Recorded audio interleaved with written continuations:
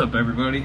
So today I'm going to show you how to make the best burgers you can make at home. So first we're going to start off, this is 80-20 or 85-15 just ground beef.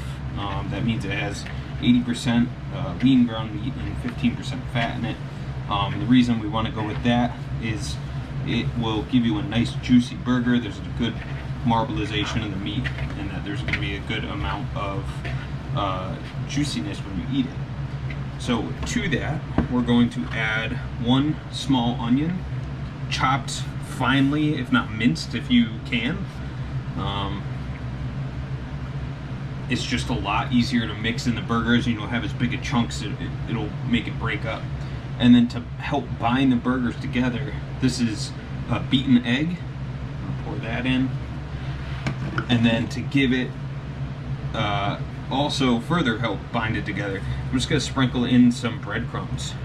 And how I'm going to move forward is, first I'm going to mix this together and see how moist it is, and see if I need to add more breadcrumbs.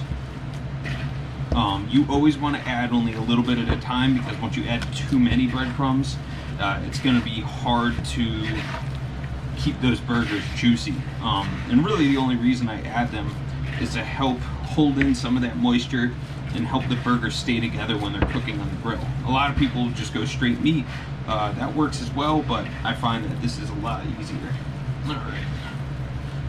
So now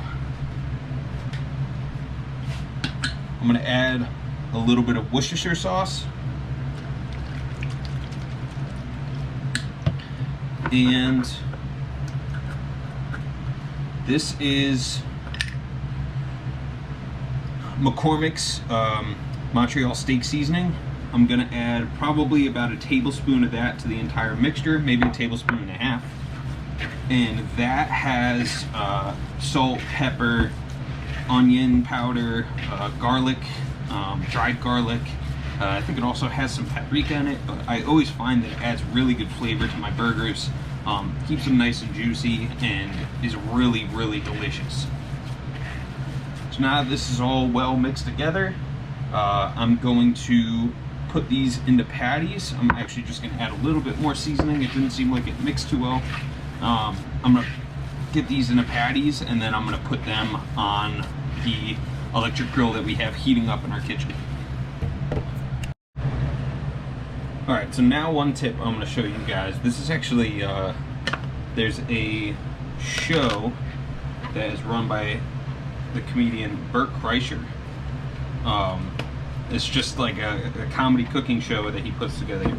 And on that, he had an episode where he was grilling burgers with Roy Choi and Sebastian Maniscalco.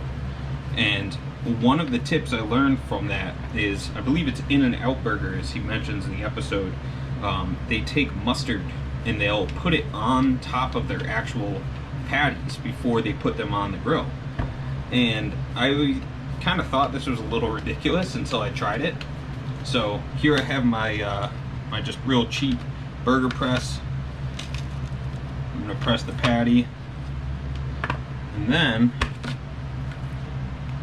what I'm going to do is actually take a little bit of, this is spicy brown mustard, and you only need a little bit, you know, it's maybe a nickel size dab, and I'm just going to spread it all over the outside of the burger.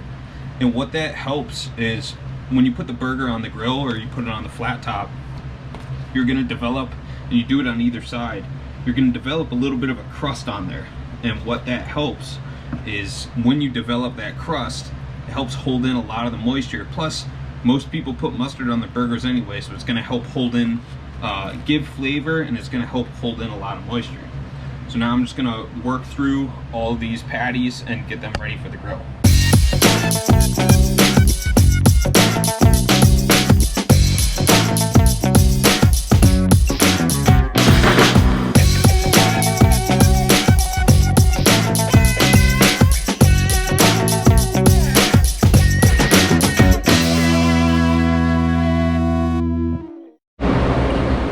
So now my grill is hot. How you can tell it's hot is if you could hold your hand above it for more than 5 seconds, then you know it's not hot enough to cook.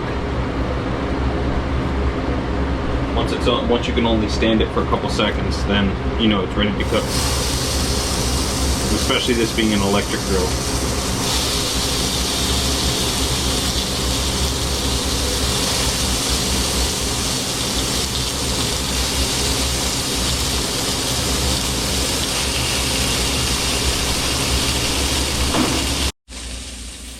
Now that these have been on here for a couple minutes, what I'm going to do is actually lift these up. Now that they're done, I'm going to flip them over.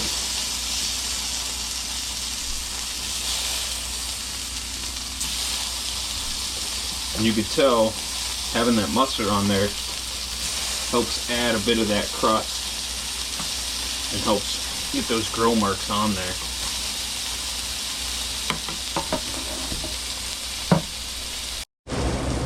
Alright, now that these are starting to firm up,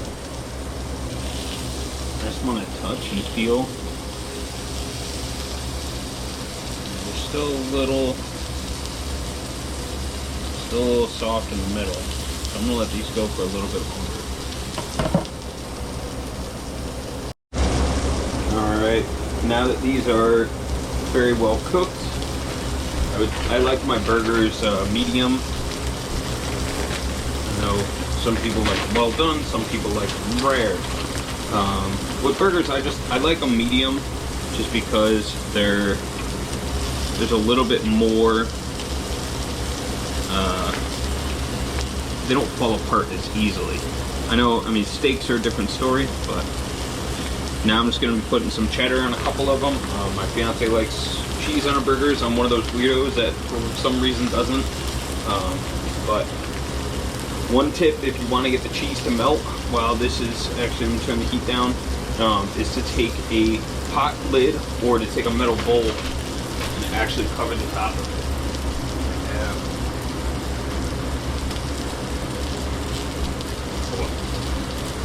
But these burgers are nice and hot. They're going to be ready to serve.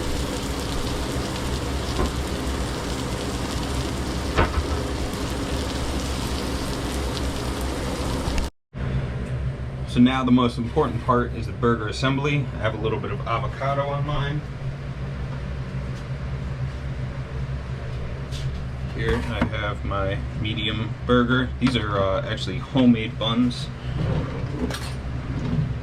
Nice cooked sesame seed bun. So I'm gonna take a little bit of mayonnaise and put this on the underside of the bun. You don't want to put it on the burger itself; it just doesn't blend in as well. And for whatever reason, this is kind of how I process it. But I'll always do mustard and mayonnaise on the bun, and not on the actual burger itself. I just find if too much mustard gets in one spot, it ruins the burger. Whereas if too much ketchup gets in one spot, it's not quite as bad. So I tend to spread the mustard and the mayo on top. Now what I'm gonna do is just take some ketchup and do a little outer ring and then work my way in. And finally, I know some people like tomato and lettuce and onion rings or whatever the hell people put on burgers now, but I kind of keep it old school. I'm just gonna put some pickles on there. And that's it. Look how good that looks. I don't know about you guys, but I'm pretty excited for this burger. Now I'm just gonna put the bun on, cut it in half. Bon appetit. Enjoy.